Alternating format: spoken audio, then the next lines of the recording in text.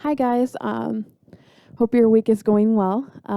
This topic on lament has definitely been something that I've been struggling with this week. Had a lot going on.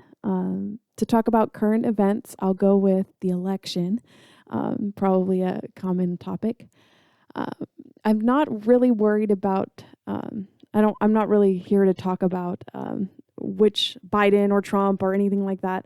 I just want to talk about like the dissension that is arising amongst voters and Americans.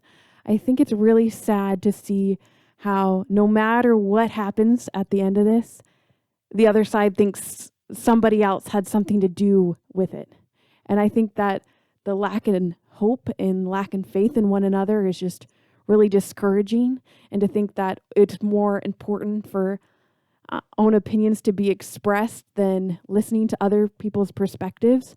We've gotten to a point where it's so important for our own feelings and opinions to be validated that we sometimes, ignore that everyone else has different context and reasons why they view it a certain way. One of the things that really hit me pretty hard this week was reading a post from one of my friends that said that if you don't vote for the candidate she's voting for, that you can't be friends with her because that would mean you support racism, sexism, and just general injustice, and she can't stand to be, in acquaintance with people like that.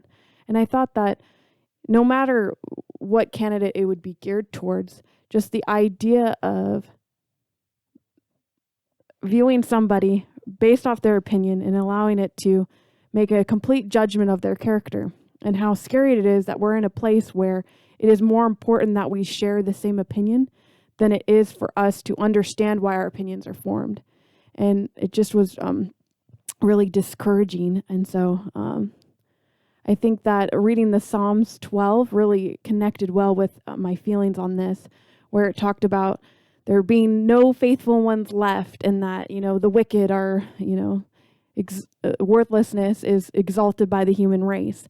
And I think that at the end of the day, like we we can blind ourselves with our own opinions and hatred and perspectives and be left with, a really sad outcome where even other countries or even ourselves look at it and wonder how we got to this position, right? And luckily, we have a God that is always with us and can get us through this time. We just have to realize that it's not as important to figure out who is the best candidate, but how do we best reflect the people that we are supposed to be in this time of turmoil.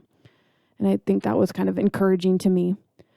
When it comes to a personal experience on loss, this week, my friend miscarried, and it was a hard thing for us to talk about.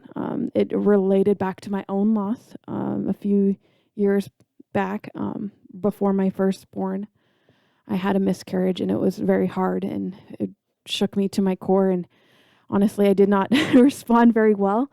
I kind of just froze and went really into myself and didn't really seek God because I was just in a lot of pain. When I was seeking God, I was angry. And so I was asking why, and just very frustrated that I wasn't protected in that way. And my friend is going through the same thing where she doesn't really understand why this is happening to her, and why this happens to anyone. And my prayer for her and for even myself in that time is to not focus on why, but rather to focus on how to get past this feeling and how to move on and connect with others. It has helped me be able to connect with people in my experience. And even though it's been painful, I'm glad I can stand with people and help them, have empathy in their situation, knowing that I've gone through it myself. But it is hard seeing that pain in somebody else.